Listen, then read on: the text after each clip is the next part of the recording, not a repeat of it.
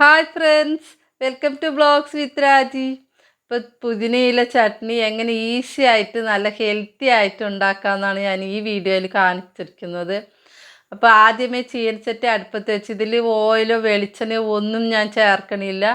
എണ്ണ ഒന്നും ചേർക്കാതെ തന്നെ നമുക്കിത് ഉണ്ടാക്കാം.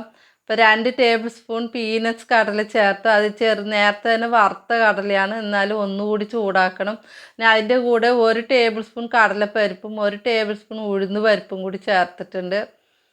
ചേർത്ത് ഒന്ന് നന്നായിട്ട് മിക്സ് ചെയ്ത് കൊടുക്കുക. ചെറു തീയിൽ വെച്ച് വേണം വറുത്തെടുക്കാൻ.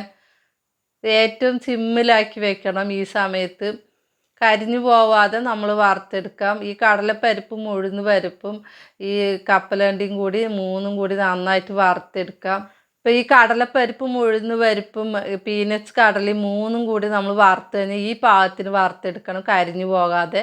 അപ്പോൾ തീ ഓഫാക്കുക. തീ ഓഫാക്കി കഴിഞ്ഞ് തേങ്ങ ചിരകിയത് ഒരു ചെറിയ ബൗൾ ചേർക്കാം. അപ്പം അത് കഴിഞ്ഞ് പുതിനയില ഞാൻ 1 കൈപ്പിടിയുടെ അത്രയും പുതിനയില കഴുകി വൃത്തിയാക്കിയത് അതും കൂടി ചേർക്കുന്നുണ്ട്. പിന്നെ നമുക്ക് അടുപ്പ് കത്തിക്കേണ്ട ആവശ്യമില്ല, ഇതെല്ലാം പച്ചയ്ക്ക് തന്നെ ചേർക്കാം. തേങ്ങ ചിരകിയതും പുതിനയിലയും കൂടി ചേർത്ത് കഴിഞ്ഞ് ഇതിന് ആവശ്യമുള്ള ഉപ്പ് ഞാൻ 1/2 ടീസ്പൂൺ മാത്രം ചേർക്കുന്നുണ്ട്.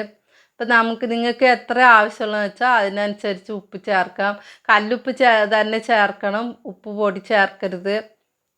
നമ്മൾ ഹെൽത്തി ആയിട്ട് ഉണ്ടാക്കണതുകൊണ്ട് കല്ലുപ്പ് തന്നെയാണ് ഞാൻ ചേർക്കുന്നത്. അപ്പോൾ 1/2 ടീസ്പൂൺ, ചെറിയ ടീസ്പൂൺ 1/2 ടീസ്പൂൺ കല്ലുപ്പും എരിവിന് ആവശ്യമുള്ള പച്ചമുളക്. ഇത് ഞങ്ങളുടെ ചെടിയിലുണ്ടായ പച്ചമുളകാണ്, നല്ല എരിവുള്ള പച്ചമുളകാണ്. അപ്പോൾ നീണ്ട പച്ചമുളക് 2 എണ്ണം അത് ചേർത്ത് 1 വെളുത്തുള്ളി അല്ലിയും കൂടി ചേർക്കാം. അപ്പോൾ അതും കൂടി ചേർത്ത് നന്നായിട്ടൊന്ന് മിക്സ് ചെയ്ത് കൊടുത്തത് മിക്സി ജാറിൽ അരച്ചെടുത്തു. അപ്പോൾ ഈ അരയ്ക്കുമ്പോൾ ഞാൻ 1 ടീസ്പൂൺ നാരങ്ങ നീര് ചേർത്ത് അരച്ചതാണ്.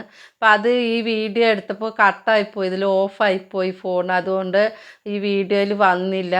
അപ്പോൾ നിങ്ങൾ ഇതെല്ലാം മിക്സ് ചെയ്ത് മിക്സി ജാറിൽ ചേർത്ത് അരയ്ക്കണ സമയത്ത് 1 ടീസ്പൂൺ നാരങ്ങ നീര് ചേർത്ത് അരച്ചെടുത്താൽ മതിയാവും.